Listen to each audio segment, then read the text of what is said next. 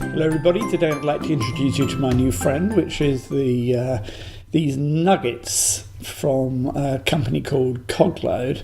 And this is a behavioural insights library which they top up every month with new insights where they've got evidence into human behaviour, particularly as it relates to marketing and web communications, but I think many of these are very, very relevant to learning as well.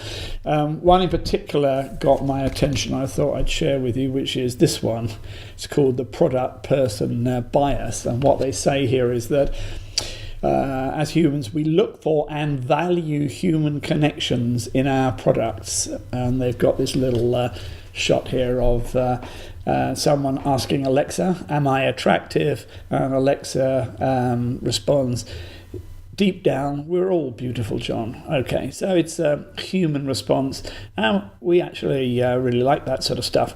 Well, I've often thought this was true of learning products as well, that we really, really do value content and experiences generally, which are as human as possible. And as soon as it seems like we're interacting with some sort of corporate product, a lot of that attraction goes away, and somehow or other it doesn't engage us. In the end, learning is a very human experience. To learn successfully, it requires us as human beings to exchange information, give and receive feedback, share perspectives, engage together in practical activities, support each other through the bad times, and get together to celebrate our successes. People need people. According to Dr. John Medina, our ability to learn has deep roots in relationships. Our learning performance may be deeply affected by the emotional environment in which the learning takes place.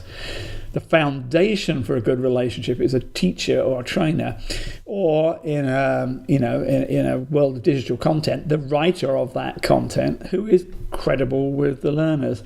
And this person needs to be friendly, show respect for the learners, while at the same time setting high standards and exhibiting confidence in the ability of learners to achieve great things.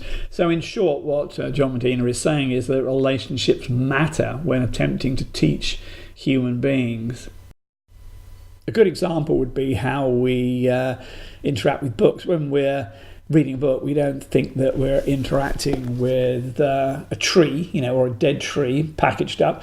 We're interacting here with a very nice object, one produced by David McCandless here. Information is beautiful. It's a lovely product. But even if this was a digital product, we don't think that we're interacting with, the wires and circuits of a computer. We think we're interacting with David McCandless, which is a altogether much more friendly and engaging experience.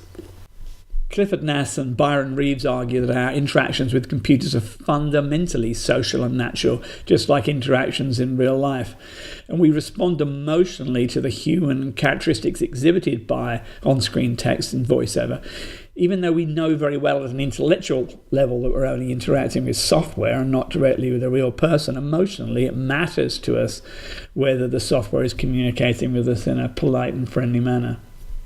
You might think that with the advent of AI, this is becoming a rather redundant argument, because in the end we're going to be taught by a computer algorithm rather than by a human being.